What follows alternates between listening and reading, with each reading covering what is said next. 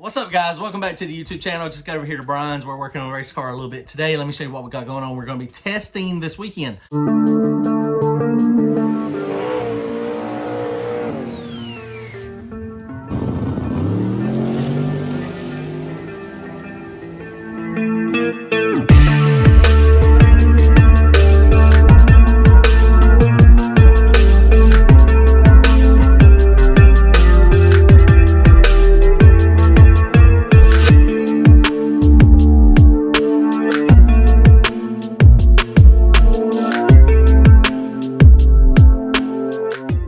My original plan was to test at Thunder Valley. They're doing a sticky side, front of the track race, and I was planning to go there, but Fayetteville Motorsports Park apparently is open as well for some testing and tuning.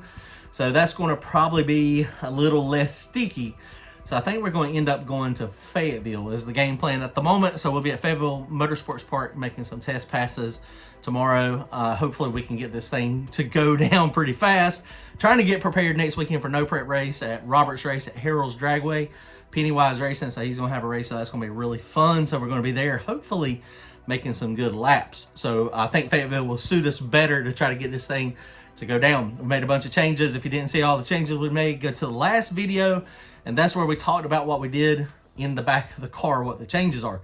So I'm gonna work on it a little bit today as well. I've got it's a rainy Saturday out here now, so it's kind of miserable. It's a little bit cold, but we're gonna work on this thing for a few minutes and get this thing the final touches. Let me show you what we got.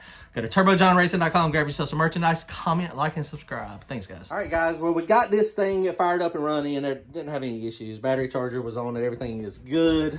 So one of the things, I got some shims from Tractor Supply. And so I am going to take this rocker arm off that was a little side to side loose. And so we're going to put some shims on it, and that way that rocker arm will stay where it needs to be. So we're going to snatch this valve cover off real fast, change that. The other thing I think I'm going to do is put the vacuum pump on. I've got this handy dandy little check valve. I got this from Alky Digger, and it's a one-way check valve. It's like 70 bucks or so, but it has a very, very light spring in it. And this thing presses open probably a half a PSI. So I think what I'm gonna do is I'm gonna put the vacuum pump back on, and it'll suck from the valve cover over here, down here, and go out to the back. And then this one, we're gonna put on the valve cover. And we'll either put it on the valve cover right here, or we'll actually put it on the firewall there. I gotta decide. Actually, I think right there will be fine. And then basically what my plan is to let the vacuum pump do its thing to help keep the oil clean, get the moisture all out of the oil when the car is cold, especially pumping it to the back. This is a one-way check valve, so while the vacuum pump is sucking, this will be doing its thing. That vacuum pump can't really keep up. This motor is kind of loose, and so, you know, it's just one of those things. Once we get up to positive crankcase pressure, then this will start venting into the catch can.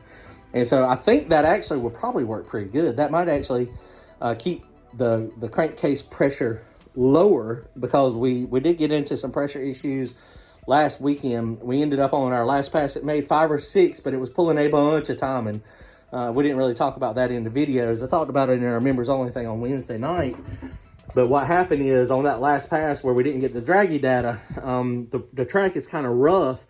And so what was happening is the wheelie control was pulling timing, and I had missed my drive shaft curve because it wasn't spinning out there from what it looked like. It looked like it was just kind of jumping off. It was kind of popping, and it was over accelerating the drive shaft curve just a little bit.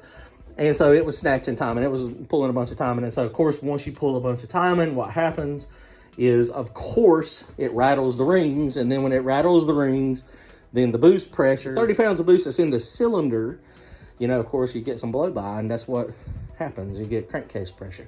So we're going to try this and see how it works out. We're going to put this on it, put the pump back on it, and hopefully that'll work out. And this weekend when we're doing some testing, hopefully everything will go smooth. So let's do this real fast. Let's get on it.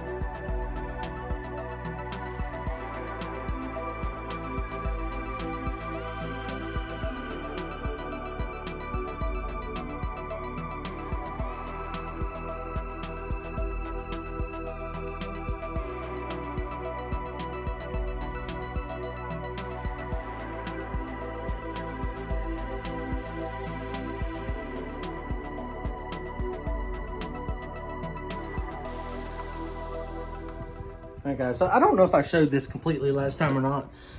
So what we're working with, of course, this is a set of rock arms that I was missing. So these are just, I got to have another set. They're a little bit different, but they all have a little bit of side-to-side play, but not much.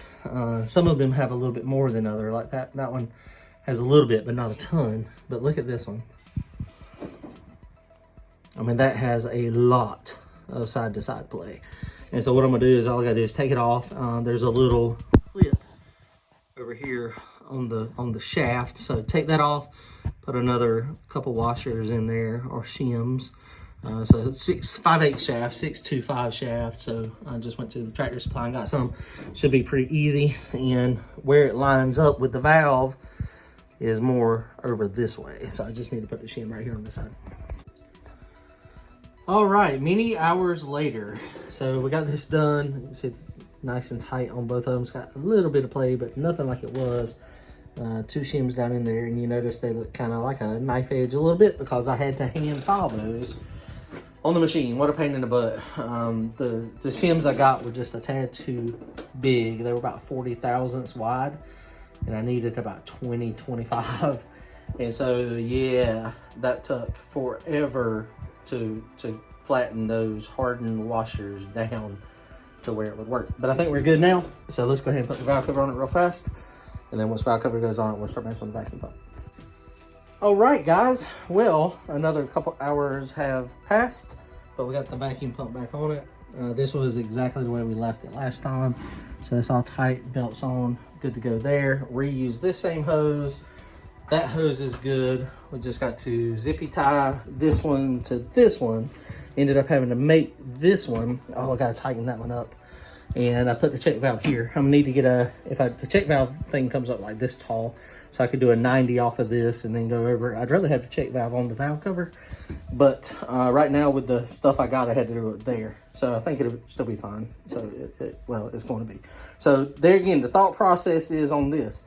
This has got a check valve on it. It's a one-way check valve going that way. So what'll happen is while the vacuum pump is actually working and keeping up, it'll create and vacuum in the motor. Now, when this thing gets to 8,000 RPM, or when I pull a bunch of timing out of it, when I pull a bunch of timing out of it and it starts rattling the rings, then what'll happen, check valve will vent open, vacuum pump will still be working, and then that'll give us another vent to get to the back. So I don't know if it'll work or not. We'll see.